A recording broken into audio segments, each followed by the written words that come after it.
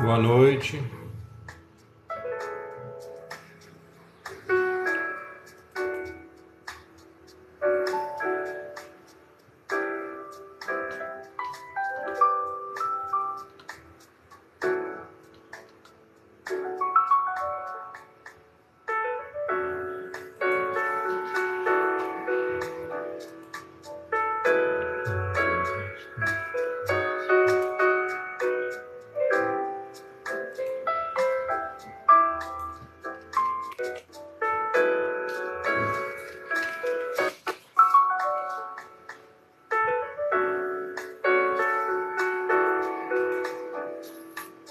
Boa noite, sejam todos bem-vindos, em nome do Senhor Jesus. Mais uma vez aqui, amados, para meditarmos na palavra do Senhor, colocarmos em primeiro lugar o reino de Deus e a sua justiça. Como prometeu o Senhor, todas as coisas nos serão acrescentadas, amém? Porque o Senhor é fiel. E nessa noite, pessoal, eu quero refletir um pouco, trazer um pequeno resumo do que falamos pela manhã, tá? Sobre a questão dos princípios aí da oração e a diferença que fizemos entre o trabalho e as distrações, tá? Eu sei que é um assunto que poucas pessoas se interessam, mas é o que Deus tem falado ao meu coração muito ultimamente. Renato, seja bem-vindo, Diva, todos sejam muito bem-vindos, amados. E vamos falar sobre isso, fazer um pequeno resumo. Opa, boa noite, a paz, amado. Seja bem-vindo. Fazer um pequeno resumo do que falamos pela manhã, né? E situar mais ou menos o que vai ser a continuação do nosso estudo para amanhã de manhã, se o Senhor assim nos permitir, né? Então eu falei hoje sobre a questão de dois pontos, né? Duas mentalidades predominantes que acontecem nas horas de vigília na nossa vida, ou seja, quando a gente está acordado, né, durante o dia, geralmente, por padrão, né, o tempo que a gente passa aí acordado, a gente tem dois estados de consciência predominantes: a mente do trabalho e a mente das distrações, que muitas vezes nós chamamos de lazer, chamamos de descanso, né? Aí depende de um contexto maior, mas basicamente a gente tem esses dois momentos aí. E aí mencionamos que o trabalho, a mentalidade do trabalho, não é só o trabalho que você realiza lá na sua empresa, no seu emprego, né? E sim quando você está efetivamente produzindo algo útil. Especificamente quando você produz alguma coisa com as próprias mãos, quando você... Amém, obrigado, Renato. Quando você faz um trabalho manual, um trabalho que você consegue meio que se perder ali no trabalho, né? Você se entrega de corpo e alma. Então, nesse momento, você está fazendo algo útil, algo proveitoso. Você está, de certa forma, empregando o seu tempo de uma forma bastante eficiente. E aí, pessoal, nós falamos que mesmo para as pessoas que trabalham com horário fixo, as pessoas que trabalham, né, por carteira assinada, as pessoas que têm um horário a cumprir na empresa, em qualquer lugar que trabalhe, muitas vezes dessas 8 horas por dia, que é a média do trabalhador, você acaba que não trabalha nem mesmo 4 horas, e não é por causa de preguiça, tá? O que eu vou falar aqui não é do fato das pessoas que enrolam no serviço, não. Eu estou falando da mente que predomina nesses momentos. Existe uma mentalidade que predomina no trabalho verdadeiro, né, o trabalho produtivo, e uma outra mentalidade, que é a mentalidade das distrações, que pode inclusive prejudicar, atrapalhar o nosso trabalho, trazer um grande prejuízo para nós mesmos, para a empresa, né, consequentemente, que nós trabalhamos, mas isso infelizmente acontece, e o problema está onde? Na nossa mente, tá? O problema está na nossa mente. Então, quando nós estamos realmente entregues ao trabalho, né, naquele momento, principalmente para quem trabalha com as mãos, né? Serviços manuais, trabalhos manuais ou braçais, é mais fácil você se entregar de corpo e alma. Por quê? Porque exige habilidades motoras, né? Diferente de um trabalho intelectual que cansa muito a mente, mas a gente vai ver que no final das contas o que mais cansa não é o trabalho, e sim a mente desordenada, a mente onde a pessoa não tem controle dos seus próprios pensamentos. E isso aí, pessoal, é uma coisa que a gente tem que vencer para a gente começar a entrar com eficiência no assunto da oração, tá? Se há alguém nesta noite, né, o Senhor está falando, a palavra de Deus vai ser pregada, mas se há alguém nessa noite que tem interesse na questão da oração, né, de entender esse assunto, de entrar nesse assunto com propriedade, entrar nesse assunto com firmeza, com convicção, sabendo a importância, a necessidade, né, da oração, então essa palavra é para você, tá? Eu sei que é um assunto que interessa a poucas pessoas, infelizmente, mas eu garanto que o conteúdo do que nós vamos falar pode mudar a sua vida de forma que você nem imagina.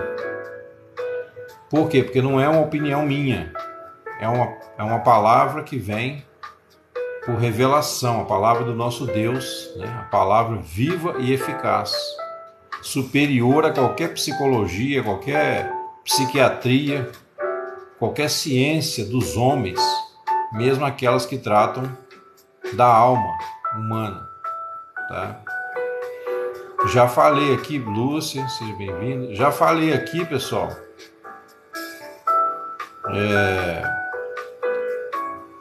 já falei aqui muitas vezes, né, que todas as ciências praticamente que dizem tratar da alma do ser humano, todas essas ciências, de alguma forma, elas roubaram alguma coisa da verdade das escrituras, tá? De que maneira? A pessoa foi lá, estudou, fez uma análise da personalidade de alguém, como o próprio Freud, né? Freud fez uma análise do perfil de Moisés, da personalidade de Moisés, e ele criou, então, aquela sua teoria lá do id, ego e superego, tá? Baseado em fases da vida. E assim acontece. Até aí tudo bem, nada de errado. Só que o problema é que eles criam a teoria, depois eles tiram Deus da teoria e fica só então uma teoria que só funciona para esse mundo, só funciona aqui nessa terra, né? Não traz valor eterno para ninguém. Então você não vai ver as chamadas ciências da alma, né, dizendo para você claramente que você tem que se arrepender, que você tem que deixar o pecado, que você tem que mudar de vida, né? Que você tem que servir ao Deus verdadeiro. Você não vai ver a psicologia, a psicanálise falando sobre essas coisas. E nós somos criaturas que aqui na Terra a gente sabe que a nossa vida vai ter um fim, né? Então, se a nossa vida vai ter um fim aqui, todas as soluções que não resolvem essa questão, né, do fim, que não apontam um caminho que vai continuar após a morte, então elas são ineficientes, tá? Elas são ineficientes no final das contas. Opa, Alcione, seja bem-vindo, querido.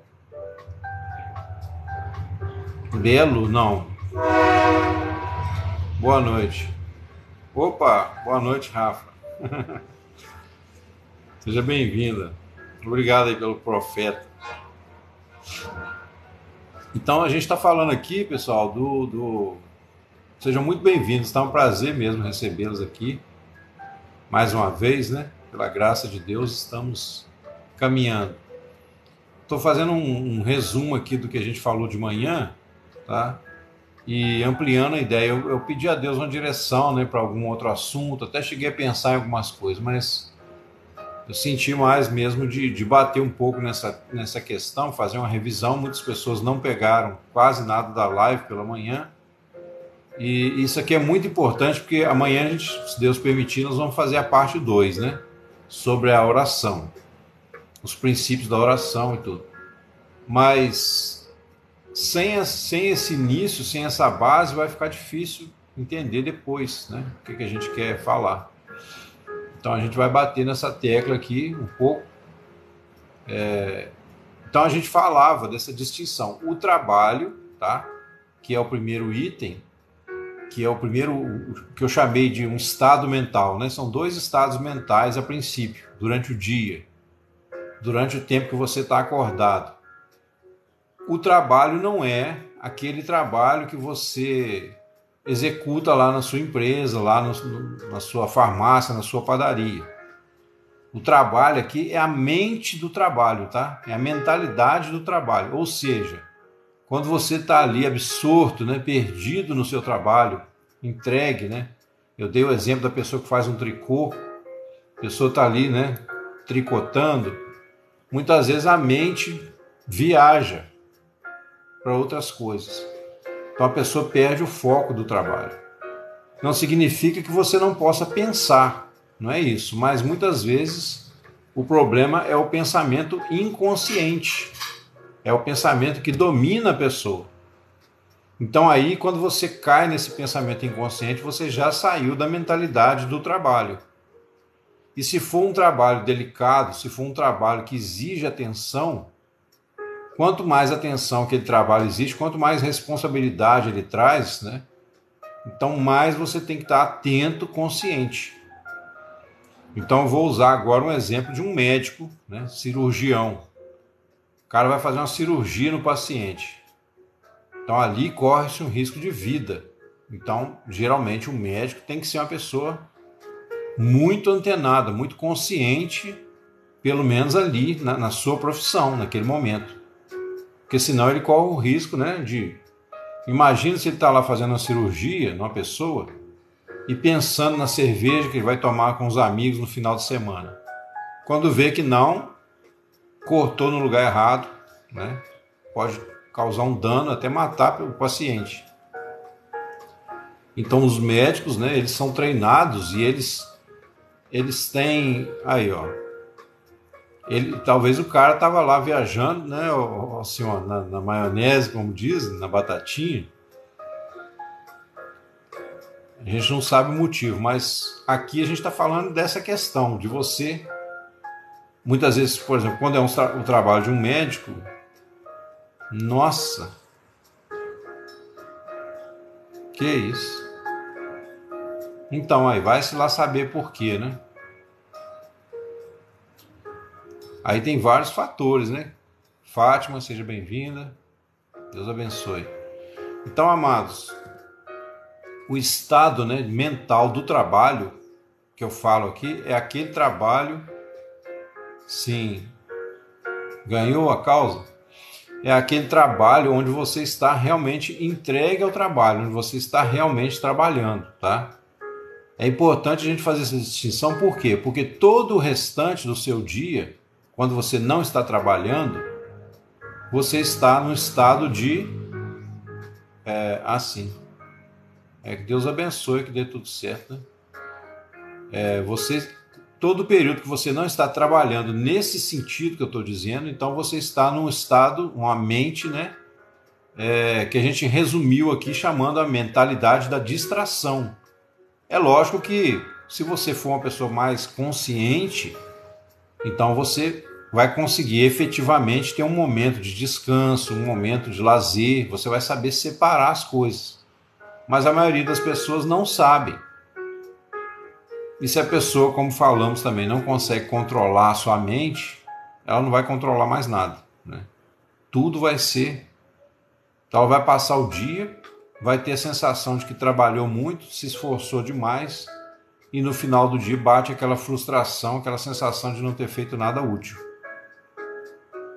Então tem que haver uma mudança nessa mentalidade. Por quê? Porque a oração, ela só funciona, ela só tem valor quando ela é consciente, né? E quando ela é feita em cima de verdades espirituais, em cima da palavra de Deus. A oração que Deus ouve tem que estar em sintonia com a vontade dele. tem que estar em sintonia, né, com os propósitos dele, ainda que ele nos conceda algumas bênçãos extras, né, uns mimos, uns carinhos, como diz uma amiga minha.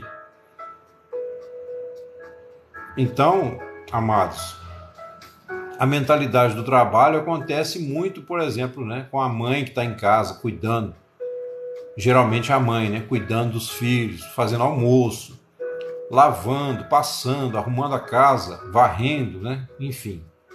Nesses momentos, se a pessoa faz com amor, né, com carinho, se a pessoa faz com boa vontade, então são momentos que ela está realmente trabalhando e produzindo algo útil.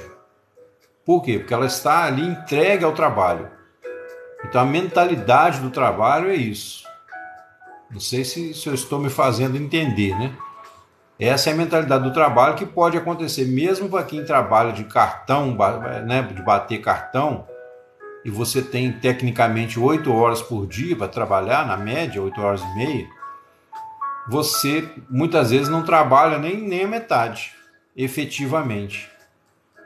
E não é nem sempre por preguiça. Não estou falando da pessoa que gosta de enrolar, porque isso aí já é uma consequência, isso aí já é uma coisa que vem de um problema anterior.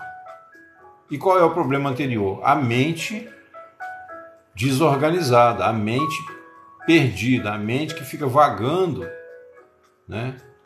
E nesses tempos modernos, a gente é bombardeado 24 horas por dia pelo celular, né? Pela mídia, de modo geral, né? Pelas informações que nos chegam, pela televisão, pelo celular, pelo computador, né? Enfim, todo tipo de mídia que existe, além, né, dos problemas do dia a dia.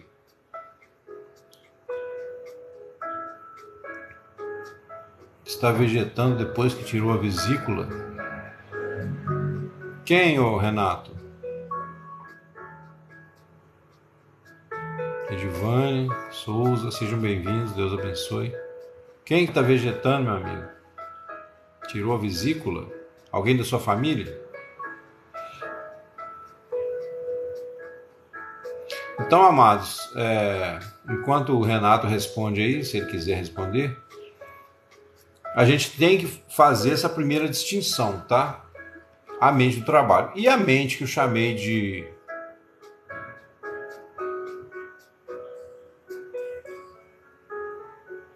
Sim. Então, a mente do trabalho é isso, quando você está efetivamente fazendo alguma coisa de forma consciente, totalmente entregue àquilo. Você está produzindo algo que é importante, que é necessário, que é útil, tudo bem. Essa é a primeira mentalidade. A gente vai ver que essa mentalidade também pode nos impedir não, pode colocar obstáculos, né, à oração, porque se você trabalha muito, você chega em casa à noite, por exemplo, trabalhou o dia inteiro, né, suou a camisa, deu o seu melhor. Então você chega em casa, você está cansado. Você quer mais é deitar e dormir. Só que quando a pessoa tem a mente agitada, ela não sabe nem descansar.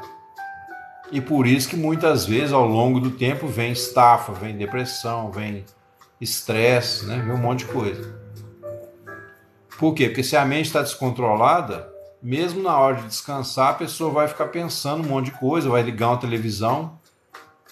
Enquanto eu descanso, eu vou ver uma reportagem, vou ver uma novela, vou ver um filme, né? E aí não há um descanso real. Certo? Então, pessoal, a gente tem que começar entendendo por quê? Para você organizar o seu dia, inclusive para você conseguir tirar um tempo para orar, se for o seu interesse, né? Obviamente, você tem que conhecer a sua mente, você tem que saber que a nossa mente tem que ser disciplinada e o nosso corpo tem que ser subjugado. A carne nunca vai querer orar. E a oração é o quê? A oração é você estar ligado à fonte, à sua fonte, que é Deus. Obviamente, né, através do Senhor Jesus, através do sacrifício de Cristo, nós temos acesso, né, ao trono de Deus. E com isso nós podemos falar com o Senhor. Mas, no entanto, mesmo muitos cristãos, sabendo disso, conhecendo essas verdades na mente, né? Conhecendo a matemática do jogo, né? Vamos dizer assim, conhecendo a matemática, né? da salvação, igual quando você aprende, jogos, seja bem-vindo. Sabendo a matemática Obrigado, amado. Deus abençoe. Sabendo a matemática, né, a questão assim, Cristo morreu por mim, me justificou, papapá. Mesmo assim, por que a pessoa não consegue, às vezes, orar nem 10 minutos? Por que a pessoa não consegue tirar momentos? Não quer dizer que você tem que orar, né, somente com um tempo determinado. A Bíblia fala que nós devemos orar em todo o tempo. Obrigado, irmãos, em oração. Você tem que orar em todo o tempo, mas é necessário também, é importante você ter um momento específico de oração. Por quê? Para não ficar também aquela coisa vaga, né? Que tem pessoas que dão a desculpa, eu oro o dia todo. Toda hora eu estou orando. Será que ora mesmo? E se ora, de repente é uma oração mesclada, né? Com outras coisas.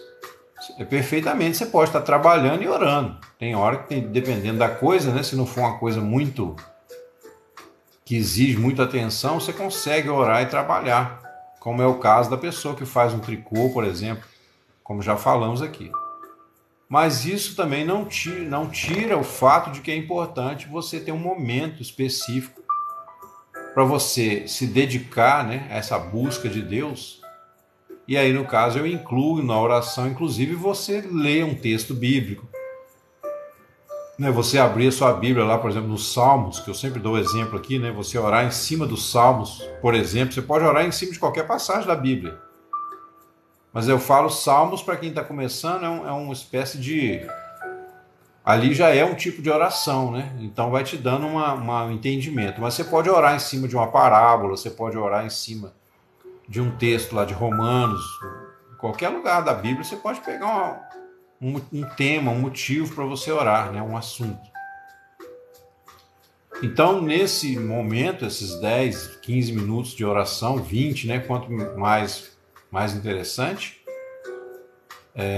embora Deus, não é que Deus está preocupado com o tempo que você vai orar, não é o tempo que vai fazer a sua oração chegar a Deus, mas um tempo para você conseguir aquietar sua mente, tá, pessoal? Aquietar sua mente e romper na oração, prevalecer na oração. O que eu chamo de romper?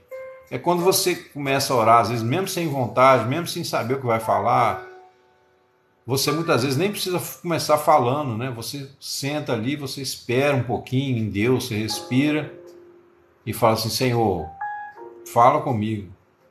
Senhor, me mostra qual é o próximo passo, né, na minha jornada cristã.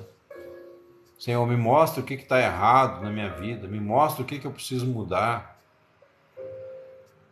E aí, quer dizer, muitas vezes parece que Deus não está nem aí, né? A gente tem a sensação, Deus, poxa, mas estou falando aqui, Deus está nem aí, Deus, estou sentindo nada, Deus não está ouvindo.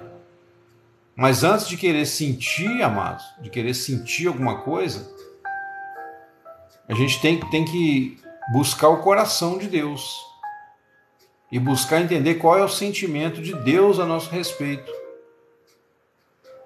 É lógico que Deus se agrada de nós no seu Filho, sim, a Bíblia diz que em Cristo nós fomos feitos agradáveis a Ele. Mas na prática, no dia a dia, na sua realidade atual, e ainda que você já foi, né, aperfeiçoado em Cristo, no plano de Deus, aquele que está em Cristo, ele já foi aperfeiçoado para sempre, né? Nós já vimos isso lá em Hebreus. Mas na prática, no processo real aí de santificação, no seu momento aí, tem muita coisa que ainda desagrada a Deus, está contra a paz do Senhor. Sim, Renato, é importantíssimo, né? Na verdade é fundamental, né? Vida cristã sem oração não existe, né? A paz, Patrícia, seja bem-vindo. Então, amados, a gente tem que organizar, né? Procurar aquietar nossa mente E muitas vezes é importante você separar um tempo para orar, não porque o seu tempo de oração vai contar crédito diante de Deus, não é isso. Jesus mesmo falou, não penseis que pelo muito falar vocês vão ser ouvidos. Não é isso, tá? Não é pelo muito falar que vocês vão ser ouvidos. Mas é um tempo para a sua mente. É um tempo necessário para você entrar em sintonia. Seja através da leitura de um texto da Bíblia, e você começa a orar em cima daquele texto. Seja por um peso que você está sentindo, falar, Senhor, eu estou aqui, eu quero falar com o Senhor, quero que o Senhor fale comigo, mas eu não vou basear o falar de Deus comigo nas minhas emoções. Começa por aí.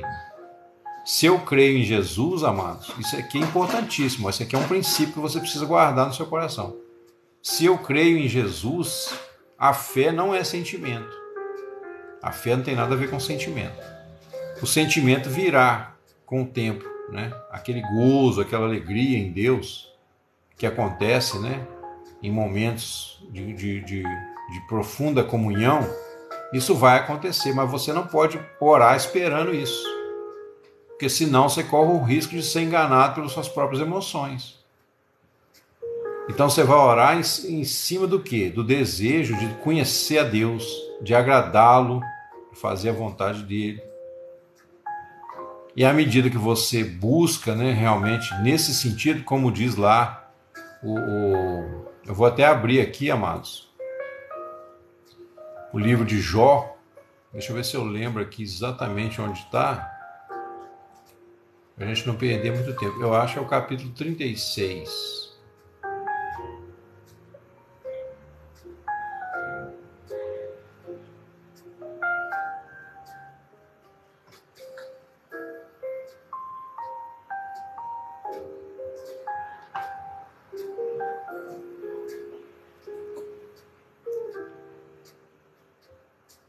Não, capítulo...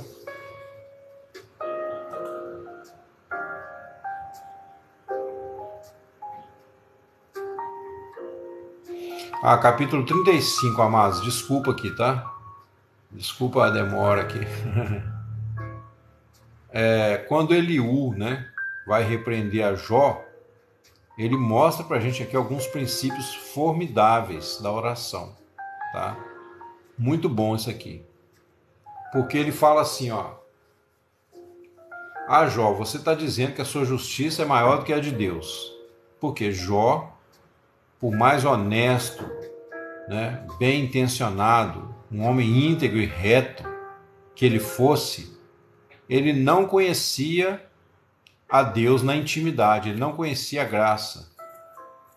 Opa, jogos, voltou. Você saiu, né? Aqui a gente não fica sabendo quando a pessoa sai, né? Só quando volta. Mas que bom que você voltou, hein? Amém. Deus abençoe. Muito obrigado aí pelo carinho, tá, amado? Deus te abençoe poderosamente. Derrame bênçãos aí na sua vida. Então, amados, maior a minha justiça do que a de Deus, Jó falou. De que me serviria? Olha só o que era o pensamento íntimo de Jó. Do que me serviria? Que proveito eu tiraria mais do que do meu pecado? Ou seja, qual é a diferença? O que vai fazer diferença? Eu orar ou viver no pecado? É lógico que Jó fugia do pecado porque ele tinha um temor de Deus. Ele fugia do mal. Deus mesmo falou isso, um homem que se desvia do mal, né? Mas no íntimo dele, ele se questionava, gente, será que adianta alguma coisa eu buscar Deus? Então ele tinha essa mente dividida, né, que a gente sempre fala aqui. E ele também tinha uma justiça própria que impedia ele de ver que o homem não pode conquistar a salvação de Deus, a graça de Deus, pela sua própria justiça. E Eliú vai explicar isso muito bem. Olha o que ele diz aqui, ó. Ele fala assim: eu te darei a resposta a você e aos seus amigos, porque os seus amigos também parece que não entenderam o problema que está acontecendo aqui. Apesar de eles serem mais velhos, né? Mas Eliú era o único ali que tinha o Espírito de Deus na vida dele, de fato. Os outros eram moralistas, tá? Então ele disse assim, ó: atenta para os céus e vê contempla as nuvens altas, como são mais altas do que tu. Se pecares, o que efetuarás contra ele? Se as tuas transgressões se multiplicarem, o que lhe farás? Ou seja, Jó, que mal que você faz para Deus quando você peca? Nenhum. Deus não é atingido pelo mal que você faz. O mal que você faz só atinge você mesmo e aqueles que estão à sua volta, se você fizer o mal, né? Por outro lado, se fores justo, o que lhe darás ou o que receberá ele da tua mão? Em nome de Jesus, meu pai está repreendido. Tem um vizinho batendo aqui em cima. Está amarrado, em nome de Jesus. Acho que parou. Se fores justo, o que lhe darás? Ou o que receberá ele da tua mão? Né? Então aqui... Não, mas já tá orado. Aqui, amados, Eliú mostra para Jó os dois lados da questão. Nem o bem, nem o mal que nós fazemos podem atingir a Deus. Então Deus não é prejudicado pelo mal que nós fazemos e ele também não ganha nada com o bem que nós fazemos, porque o bem que nós fazemos, né, pelo menos no nosso entendimento, pode parecer grande coisa, mas é um bem moral, é uma coisa horizontal entre os homens aqui na Terra. Então eu só posso fazer alguma coisa boa, né, dentro do conceito que a gente tem de bom, para alguém como eu, ou para mim mesmo. Mas para Deus eu não acrescento nada. Ainda mais hoje, né? Eu sempre falo isso aqui, com a ciência que a gente tem, sabendo que a Terra não passa de um pó minúsculo, né? Como se fosse um grão de areia no meio de um deserto. A Terra perante o universo, você imagina perante Deus. Então o que o ser humano fazer uma caridade, né? Exatamente, a lei moral nós já, né, Renato, nós já aprendemos aqui, os irmãos, muitos já sabiam disso, claro. Que a lei moral, ela é obrigação e não é só para o cristão, não, pessoal. A lei moral é para todos. Você quer entrar na vida, quer ter, né, uma conduta aceitável na sociedade, você tem que praticar a lei. Por quê? Porque a lei é onde termina o seu limite e começa o do outro. É onde termina a sua liberdade e começa a do outro. Não é? Por que a Bíblia fala não matarás? Porque quando você mata, você está entrando na liberdade do outro. Então, quer dizer, se todo mundo resolver sair matando todo mundo, acaba com a humanidade. Você não é dono da vida de ninguém, então você não pode tirar a vida do outro. Não matarás. Não adulterarás. Por quê? Ué, você quer ter sua esposa, tem a sua, né? Não vai ficar dando em cima da mulher do outro ou do marido da outra. Então são leis para regular a vida social, para regular o comportamento, né? O convívio das pessoas. A lei moral é para isso. Deus não ganha nada com a nossa obediência à lei moral. E é nesse ponto que eu sempre falo aqui que o cristianismo não, o evangelho de Cristo, né? Que o cristianismo também muitas vezes, por causa dos homens que estão nele, né? Muitas vezes ele quer impor também certas regras, né, de conduta, quer impor certas condições e acaba virando uma religião como qualquer outra, porque a característica de qualquer religião humana é o quê? É a obediência a certos mandamentos, certos rituais para tentar chegar a Deus pelos próprios méritos. Exatamente, o Ferreira, exatamente. Mas nesse sentido, né, quando você fala bom fruto, até é bom a gente fazer uma distinção seguinte, que quando Jesus fala do fruto, ele está falando do resultado, né, das nossas ações. Por um lado, a gente colhe o fruto, né? A árvore boa produz bom fruto, a árvore má produz mau fruto. Mas isso aí, essa questão aí, né, do que eu estou falando da prática da lei moral, só atinge outro ser humano, como nós. Esse bom fruto que a gente produz aí das nossas ações não acrescenta uma vírgula para Deus, não acrescenta um milímetro, né? Por quê? Porque Deus é todo perfeito, todo abundante. Opa, Jaime, seja bem-vindo, amado. Mais uma vez, que Deus te abençoe, estamos juntos aí. Então, colocado esse pano de fundo, a gente vai entender o que Eliú disse para Jó aqui, ó. Se você fizer o mal, o que Deus perde? Se você fizer o bem, o que Deus ganha? Então, obras de justiça, para Deus não acrescenta nada. Aí a pessoa que não entende a graça, não entende o propósito de produzir, aí o Ferreira, vem o outro aspecto que eu ia falar, de produzir o fruto do Espírito, tá? O fruto do Espírito só acontece primeiro na vida de quem tem o Espírito. Então o amor que a Bíblia fala ali que é o fruto do Espírito não é o amor da mãe pelo filho. Não é o amor da novela. Não é o amor de dois amigos, de dois irmãos. Por quê? Porque esse amor, embora seja muito belo, né? Principalmente a gente usa muito o amor da mãe, né? Amor de mãe, não sei o quê. Mas o amor de mãe é um instinto de preservação. A não ser que essa mãe ame o seu filho através do Espírito Santo, pelo fruto do verdadeiro amor. E se ela ama o filho, aí ela vai fazer o quê? Ela vai instruir o filho desde cedo na sã doutrina.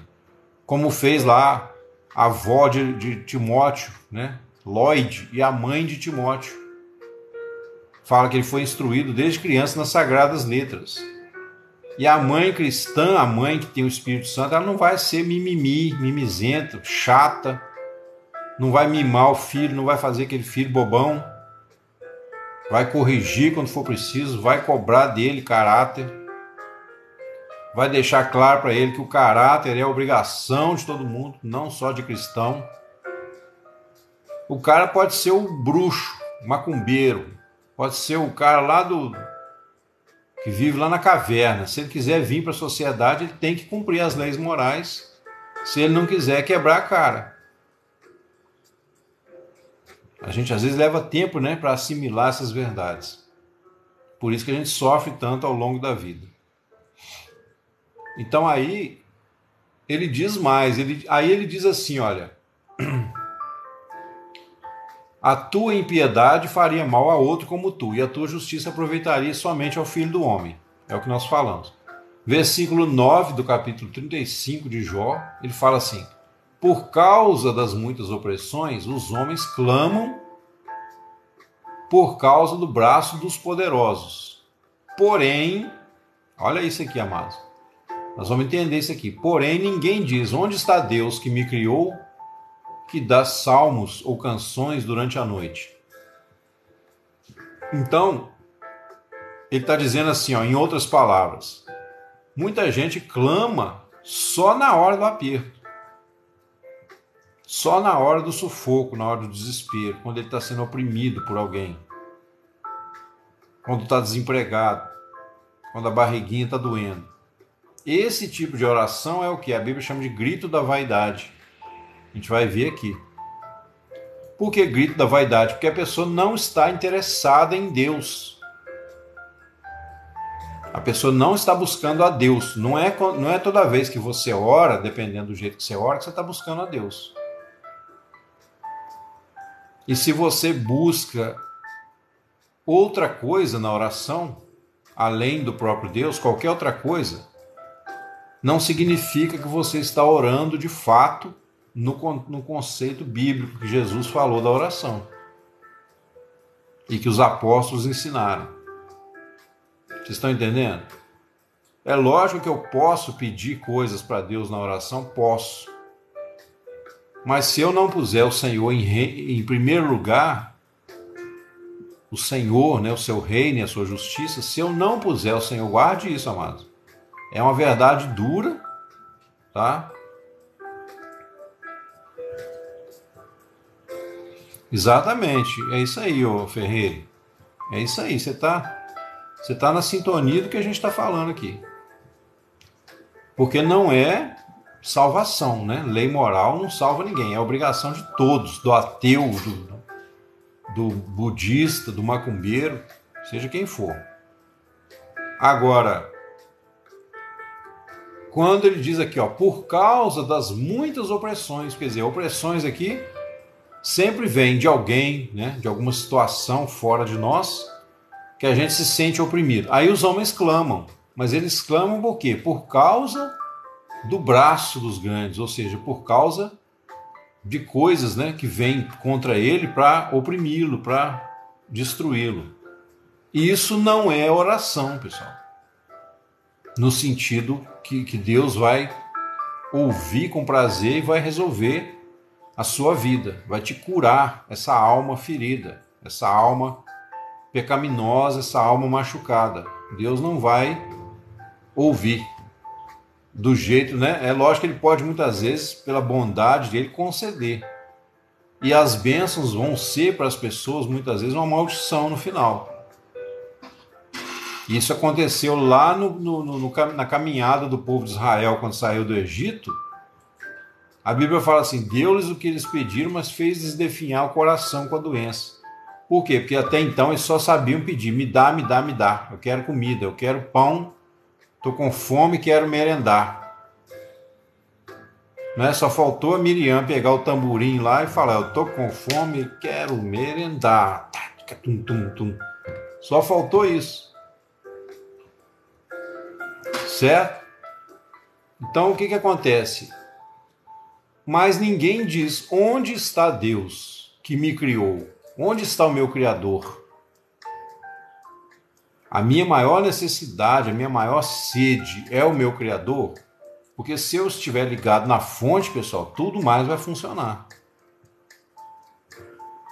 Tudo mais vai funcionar. Buscar em primeiro lugar o seu reino e a sua justiça, e todas as outras coisas vos serão acrescentadas.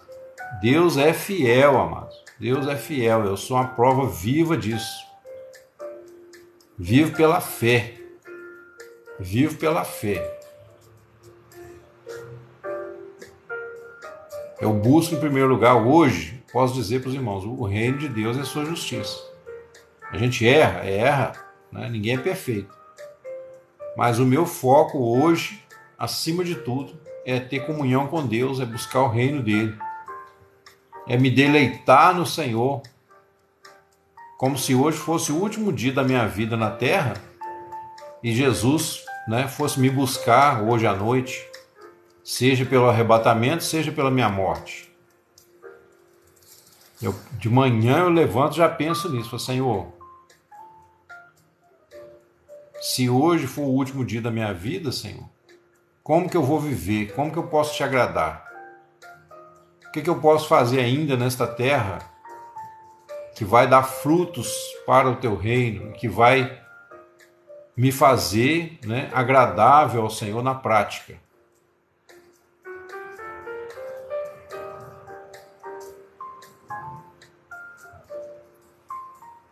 Sim, Ferreira, estou entendendo. Inclusive muita gente não sabe o que é liberdade, né? Porque a liberdade que a Bíblia ensina, quando Jesus fala sereis livres, né? Se o Filho vos libertar, livres do pecado, livres dos vícios, livres de tudo aquilo que nos prende a esse mundo e que nos impede de ter essa comunhão real com Deus. Quanto mais escravo de Cristo, mais livre nós somos, né? Porque a nossa escravidão a Cristo, a Bíblia usa essa expressão por causa da obediência, né? A nossa obediência fiel a Jesus é que nos torna verdadeiramente livres.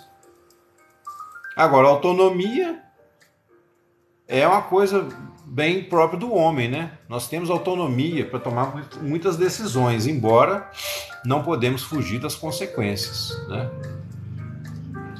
Bom, então aí ele fala assim: onde está Deus que me criou? Ele pergunta, ninguém diz onde está Deus que me criou. Quer dizer, onde está a razão da minha existência? Quando você busca a Deus, amado, guarde isso no seu coração. Quando você busca a Deus, você está buscando a sua própria razão de existir.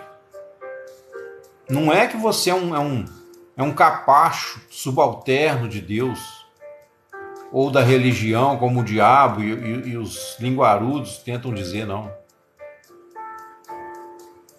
Os amargurados aí da vida, os revoltados, né? Os ímpios. Quando você se submete a buscar a Deus, você tira um tempo para orar, para meditar na palavra, para aprender, você não é um capacho, um subalterno, não. Você está buscando a razão da sua própria existência, porque Deus não precisa nem da sua busca para te salvar se Ele quiser.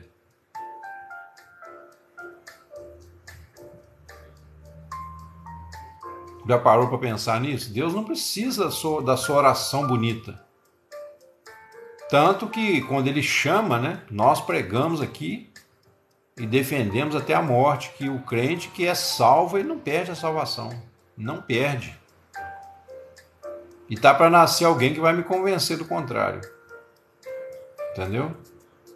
Porque a salvação não é baseada nem no que fazemos e nem em alguma coisa que nós tenhamos conquistado.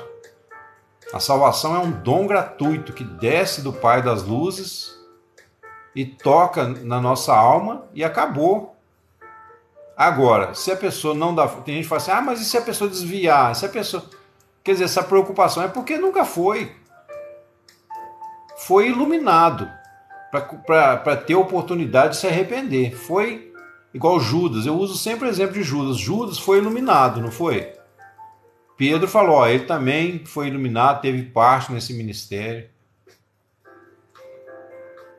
Mas o caso de Judas é até interessante, porque o Espírito Santo não tinha sido derramado ainda. Então o Espírito Santo não habitava intimamente nos discípulos. No entanto, Pedro, né, em Mateus 16, quando Jesus pergunta assim, quem dizem os homens que eu sou? Pedro teve a iluminação. A iluminação. Pedro não era então selado com o Espírito Santo. Olha aí a diferença. Ele falou, tu és o Cristo, o Filho do Deus vivo.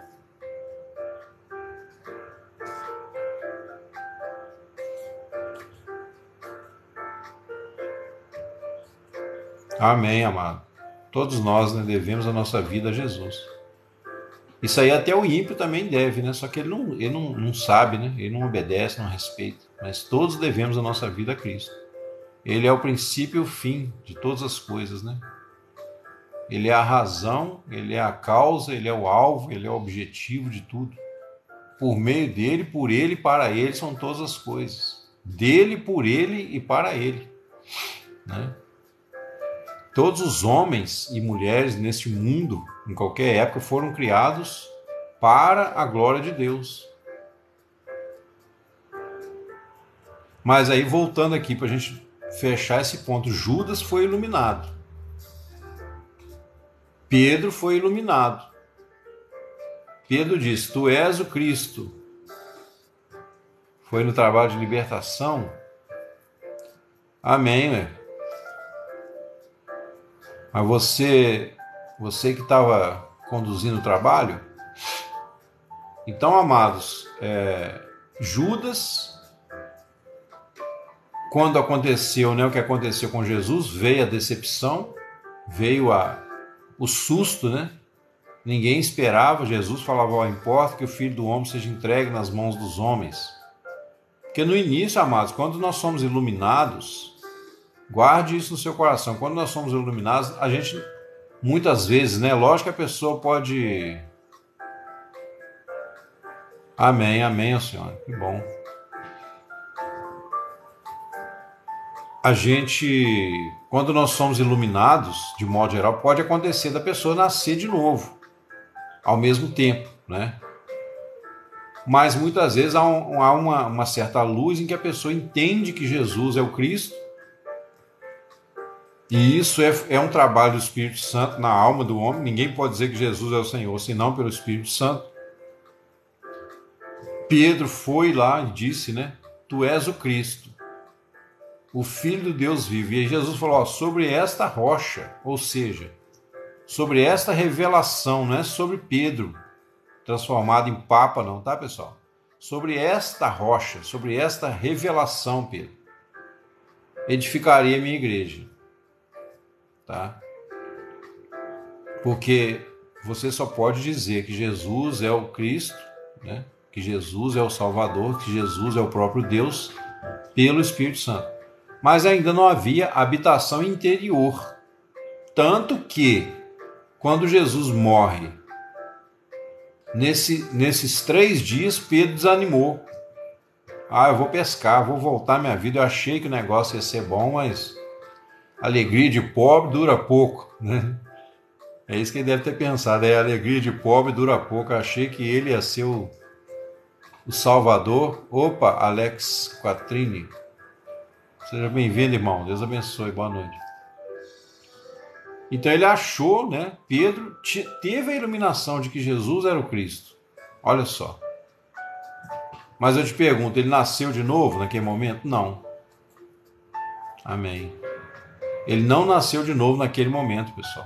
Ele foi iluminado, assim como Judas foi iluminado. Provou, estava lá na missão dos 12, missão dos 70, né?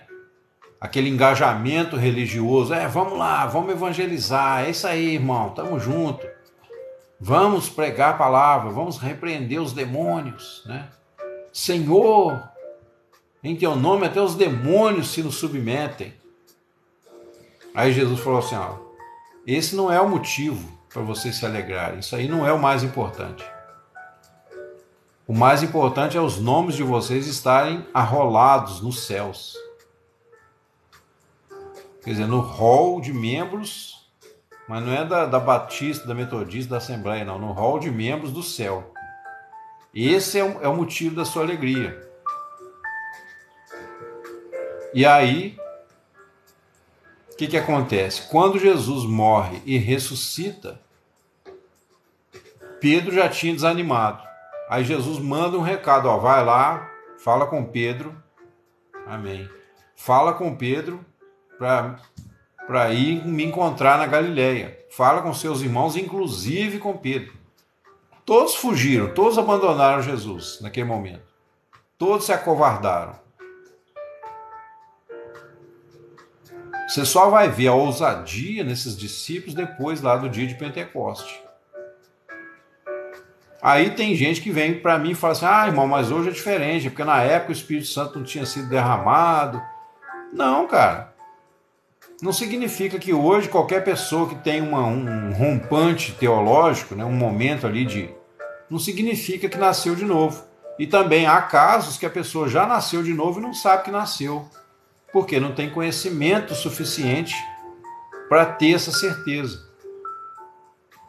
Se o Espírito Santo fosse só o Espírito Santo, né, puro, fosse necessário para a salvação, embora, né, ele é a base da salvação, é o Espírito que é o penhor da nossa herança, mas para você tomar consciência, você precisa do conhecimento, senão Jesus não diria, conhecereis a verdade vos libertará. A nossa verdade é uma pessoa, então eu preciso conhecer essa pessoa, saber o que essa pessoa fez por mim. Quem é essa pessoa? Então o Espírito Santo faz o quê? Ele ilumina, né? A princípio para nos levar a um quebrantamento, para nos despertar a sede por Deus. E aí nós, à medida que cremos, né? À medida que nós nos agarramos à palavra, a coisa vai acontecendo, a transformação na prática, né? O ladrão da cruz, por exemplo, morreu no último dia de vida. Ele não conhecia a epístola de Paulo aos Romanos, né? Ele não conhecia a justificação pela fé, ele não conhecia a morte do velho homem, ele não conhecia a lei do Espírito da vida em Cristo Jesus, que me livrou da lei do pecado e da morte. Foi salvo, mas foi salvo na bacia das almas, né? Foi salvo foi salvo pelo gongo, igual o cara que está na luta lá de boxe, quase morto de tanto apanhar, mas quando ele vai levar o soco fatal que vai jogar ele no chão, o gongo soa e o adversário tem que parar. Então ele só não cai morto ali ou derrubado porque o gongo soou antes dele levar o último soco. 49. Exatamente. Ô, meu amigo garimpeiro, senti sua falta. Até falei de você, acho que foi ontem à noite. Falei, o nosso amigo garimpeiro está sumido. Seja bem-vindo, amado. Deus abençoe. Então, no último, né, minuto de vida, provavelmente, os últimos minutos da vida dele. Mas por quê? Ali ele conheceu a pessoa. Ele conheceu o próprio autor da salvação. Então essas experiências mostram pra gente, pessoal, que o nosso relacionamento com Deus é um relacionamento dinâmico, não é só uma doutrina. Agora, se você, né, já ouviu a palavra, se você teve a oportunidade de conhecer e você tiver a oportunidade de conhecer cada vez mais, você vai construir aí uma mente, né, transformada, uma mente renovada, como diz lá em Romanos 12. Transformai-vos pela renovação da vossa mente, para que experimenteis, olha aí, para que experimenteis qual seja a boa, perfeita e agradável vontade de Deus. Você quer experimentar a boa, perfeita vontade e agradável de Deus sem conhecimento? Impossível. Praticamente impossível. Ou então você vai ficar à mercê da sorte, né? Vamos dizer assim, eu não acredito em sorte, não, mas tipo assim, uma hora lá Deus me dá um... Por isso, inclusive, que muita gente fica dentro das igrejas, pessoal, fazendo gracinha, buscando, falando, né, dando a entender que está cheio de dom do Espírito Santo, que é profeta, que fala, que entrega profecia para um, para outro, porque as pessoas têm uma carência de experimentar Deus, mas não quer buscar pelo jeito certo.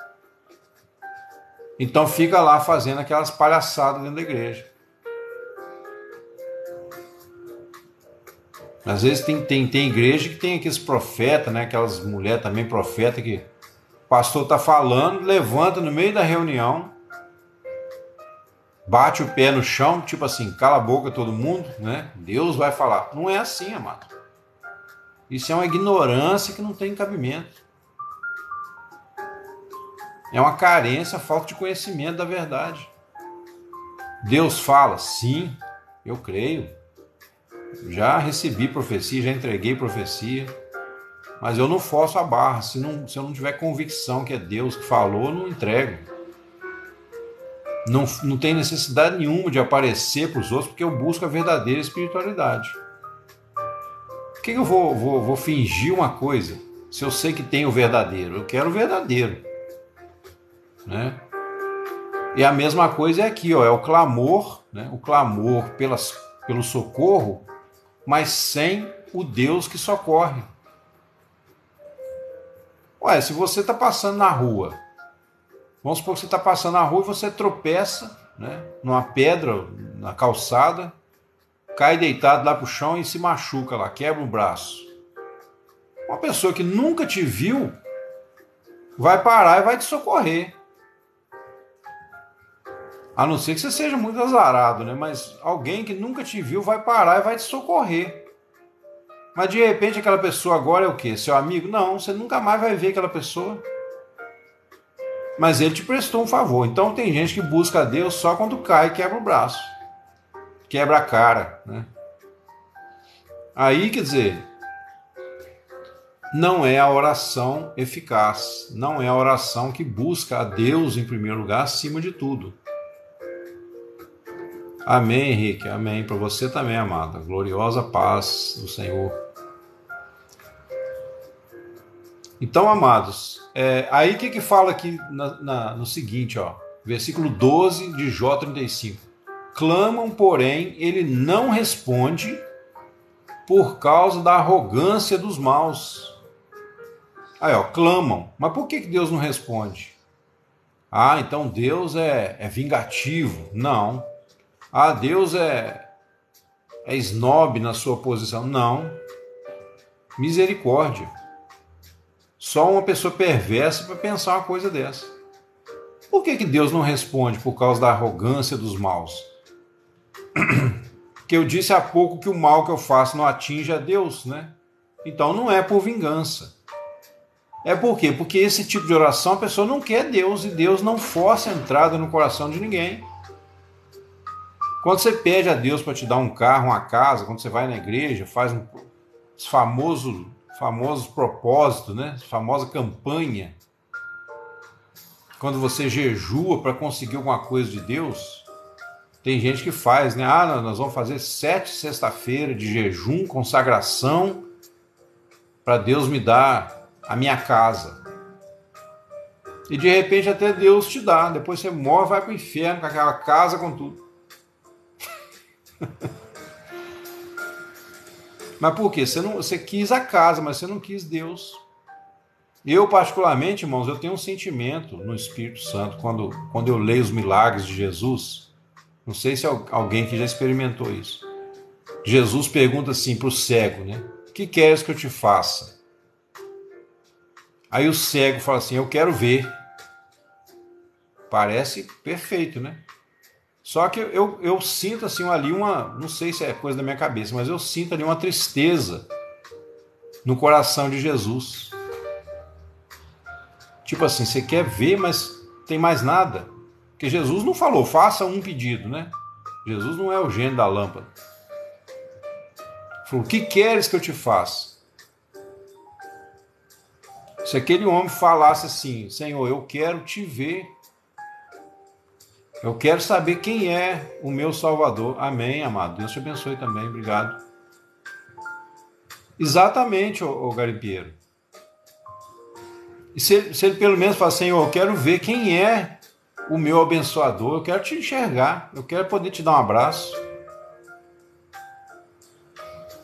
Exatamente. Jesus pergunta para revelar a intenção do coração. Quero te conhecer, Senhor.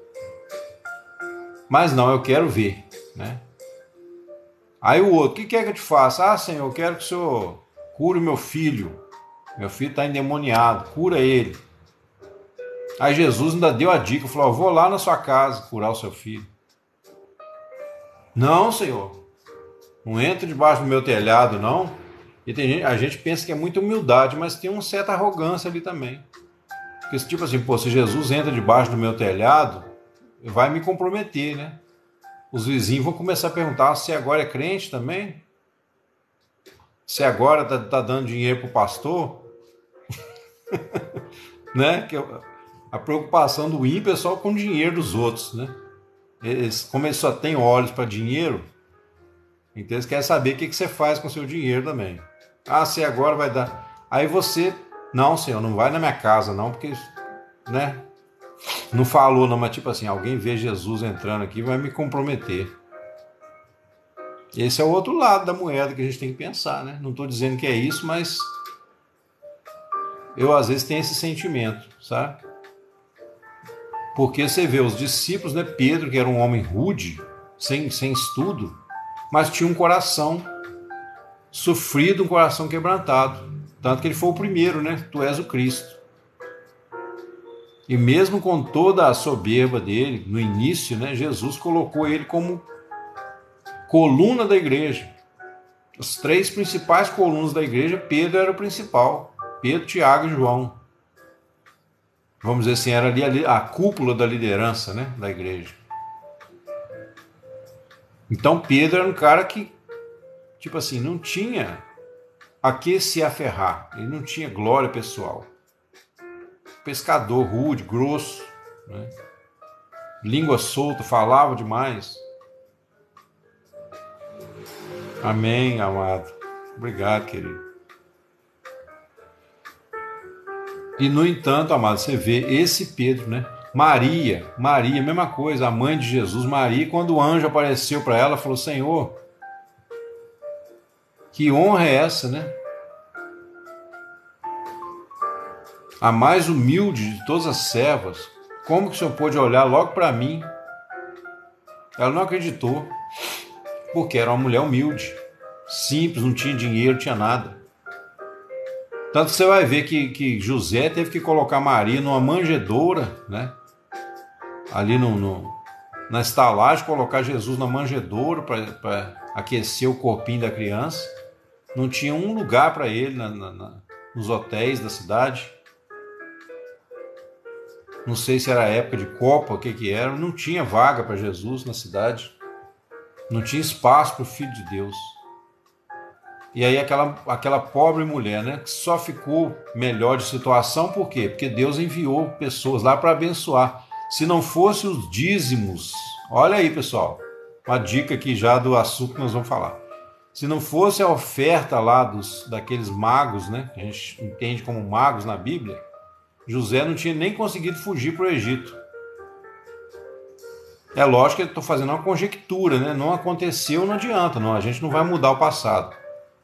Mas José só teve condições de fugir para o Egito e criar Jesus fora, longe da família, durante um tempo, por causa daquela oferta daqueles magos. E se eles não abençoam? Será que Jesus não teria morrido lá nas mãos de Herodes, quando mandou matar todas as crianças, 2 anos para baixo? Essa conjectura não vai mudar nada. A história já aconteceu, mas é para a gente pensar, amados. Né, é claro, para quem não acha, para quem não crê que a Bíblia é fatalista, né? Que tudo já está determinado. Tipo assim, se eu coçar minha cabeça aqui agora, Deus já sabia antes da fundação do mundo que eu ia coçar a cabeça. Para quem não vive nessa neurose, tem gente que vive numa neurose, né? Tem uns calvinistas, extremistas aí que acham que você coçou a cabeça aqui, isso já estava escrito antes da fundação do mundo. Então eu sou um fantoche. Eu sou uma marionete que Deus fica lá com as cordinhas, né? Não é assim. Não é assim. Deus, embora ele seja infinitamente soberano, absoluto, ele, quando ele cria, a partir do momento que ele decide criar, ele se limita. Ele se limita a muitas coisas. Não é que ele tem limite, mas ele se limita para permitir que o homem ocupe esse espaço da decisão. Olha aí que profundo. Então o Senhor não age na terra hoje, pessoal. O Senhor não age na terra pela força. O Senhor não se impõe para ninguém. E ele não age sem a ajuda de homens como eu e você. Homens e mulheres, né? Claro. Muitas vezes tem uma bênção aí para a sua cidade que Deus está esperando você.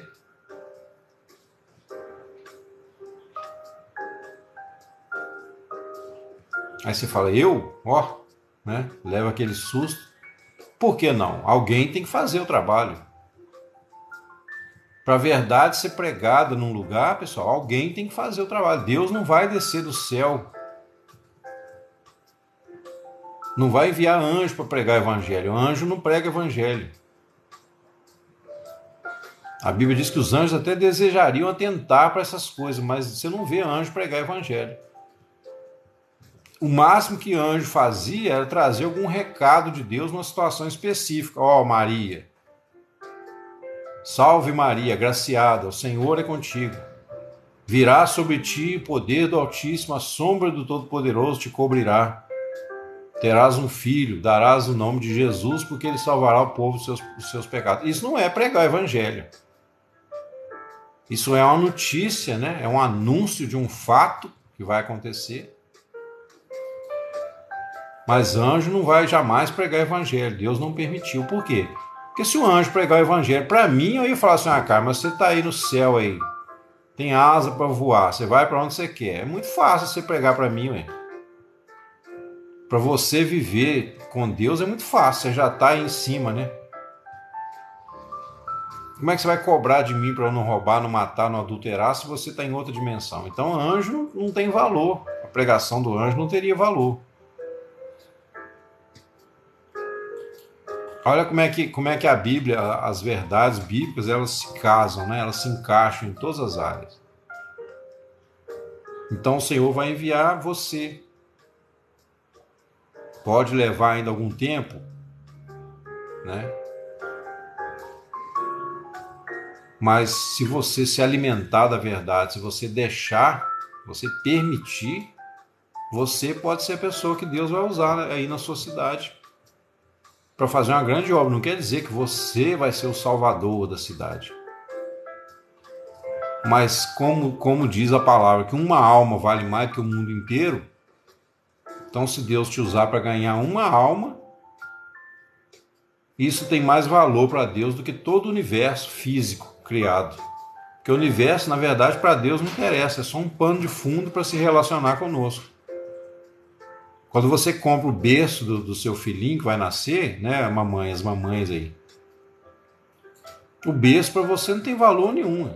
Se Deus nos livre e guarde, né, a criança nascer morta ou tiver um problema e morrer, aquilo ali que parecia uma alegria vai virar tudo uma maldição, vai virar tudo uma tristeza. Zelosa, obrigado. Zedosa, obrigado por seguir, Deus te abençoe. É ou não é, pessoal? Alguma mãe aí concorda comigo nisso? Você pode comprar o berço de ouro, né? As mamadeiras tudo de cristal. Vamos supor que você tem condição, né? As roupas tudo de marca, de grife, né? Aí a criança morre. Acabou, acabou. Então, para Deus, amado, o universo em si não tem valor nenhum. Uma alma vale mais do que o mundo inteiro. E aí você está na brecha, você buscou o que é mais importante, você colocou o reino de Deus em primeiro lugar. Aí Deus vai e te usa para você ganhar aquela alma. Olha só. Pronto. Vale mais do que o mundo inteiro. Entendeu? Eu fico feliz, né? Fiquei muito feliz com o testemunho do rapaz que deu a entender para mim que ele tomou a decisão final através das nossas lives aqui, né? O rapaz muçulmano lá, ele está até sumido. Acho que ele está tão encantado com a igreja lá que ele esqueceu de mim, mas tudo bem. Ele deu testemunho aqui, né? Que aceitou Jesus. Isso é uma alegria muito grande, pessoal. E, tipo assim, não sou eu, né? Ah, o cara agora está achando que é ele que salvou. Não, quem salva é Jesus. Mas de repente, igual Paulo fala, um plantou, o outro regou, Deus deu crescimento. De repente alguém de vocês aí compartilhou, deu aí uns likes, de uma forma ou de outra a live chegou nesse cara. Então você também é participante. Aí o Renato estava aí. Então se naquele dia, né? Ou mesmo que não seja naquele dia, mas se você ajuda de alguma forma, quando você, o que a gente fala aqui, né? Eu não fico forçando a barra não, mas quando você compartilha, quando você dá uns likes aí e a live chega mais um, mais dois, às vezes naquele 1, 2 é alguém que Deus vai operar. E aí você é recompensado, né?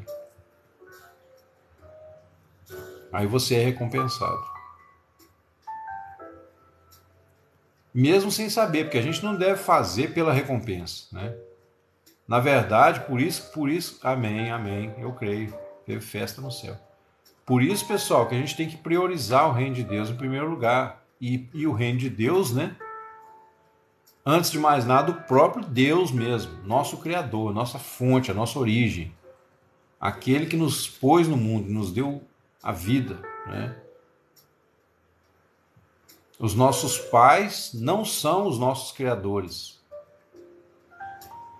É muito bom, né? Para quem tem a família, tem os pais direitinho, tem os filhos ali, família saudável, é muito bom. Mas o seu pai, sua mãe não são os que te deram a vida. Eles foram só um meio para você chegar na terra. Você já estava no plano original de Deus. Tanto que tem muita gente, pessoal, que sofre porque pensa assim, eu sou nascido de prostituição, né? Meu pai traiu minha mãe traiu meu pai e eu nasci. Seja como for, amados, isso aí, no sentido que eu estou falando aqui, não faz diferença nenhuma. E se alguém aqui tem esse problema, ou sentiu uma rejeição, né?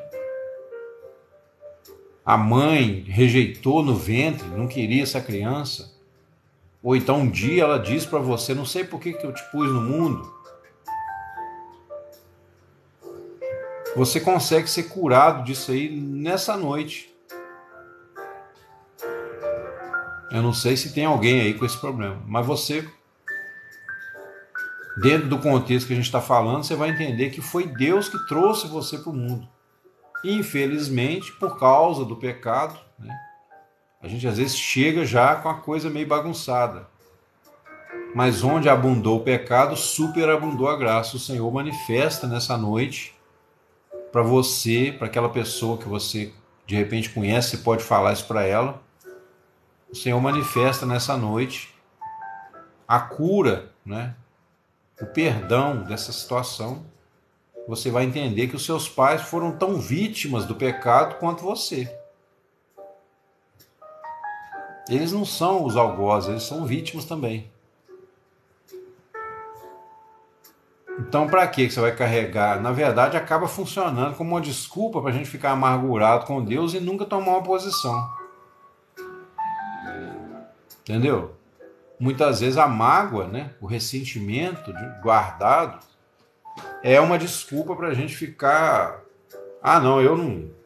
Esse negócio de ser crente aí, que Deus é esse, rapaz? Né? Aquele famoso murmurador, né? Se Deus aí não me ajudou quando eu mais precisei, eu vou ser ateu. Por isso que eu falo, ninguém é ateu de verdade. O ateu é uma pessoa revoltada porque ele acha que a vida não saiu como ele queria, né? As montanhas não são de açúcar, as nuvens não são de algodão, então Deus é um Deus maldoso. Mas por que Deus fez a montanha de pedra? Por que não fez, né, de um bolo de chocolate? Por que as paredes das casas não podem ser igual lá a história de Joãozinho e Maria, né? A casinha de chocolate. Tem que ser esse negócio de tijolo, duro. Então as pessoas se aborrecem porque a vida não saiu como elas queriam. Quando você vem a Cristo humildemente, amado, aí você começa a entender o propósito de tudo, a razão de tudo. Aí você encontra o quê? O desfrute pelo conhecimento da verdade. Por isso que Paulo falou lá: transformai-vos pela renovação da vossa mente para que experimenteis. Tem muito crente aí sofrendo, amado, igual o sovaco de aleijado. Tem gente aí apanhando, né? Todo quebrado na vida. Como o cachorro também que caiu do caminhão de mudança e ficou para trás. Por quê? Porque não toma tenência, né, de buscar Deus em primeiro lugar, buscar o reino. E a pessoa está correndo atrás de bênção, ao passo que a Bíblia diz lá: se você obedecer à voz do Senhor teu Deus, essas bênçãos virão atrás de ti e te alcançarão. Se você corre atrás, lá em Provérbios fala assim: fitando tu os olhos nas riquezas, essas criarão para si asas e voarão para longe. Por quê? Porque mesmo que você consiga, se você puser o seu coração na riqueza, na prosperidade material, você nunca vai estar satisfeito, porque depois que você conseguir aquilo, você vai querer outra coisa. É ou não é? A pessoa junta dinheiro 20 anos, né? Vamos pegar um caboclo que está bem lascado na vida, ganha pouco, ganha mal. Junta dinheiro 20 anos para comprar um carrinho para ele. Aí faz um esforço lá, compra o melhor que ele pode, né? Eu não entendo muito de carro, não, mas sei lá, comprou lá um Monza. Foi o que deu para comprar. Os primeiros dias, ele passa na rua e parece que está numa nave espacial, parece que ele é um ET que chegou na Terra, né? E falando assim: eu vim, né, do além para visitar os terráqueos. Ele passa todo posudo, né? Bota o bração pro lado de fora da janela, passa um conhecido: ô fulano, né? Às vezes tá até com raiva do cara, mas naquele dia quer mostrar que tá de carro novo, meu filho tá rindo de mim aqui. Ele tá até com raiva, não vai com a cara, mas aquele dia ele viu o cara lá: ô fulano, como é que vai? Né?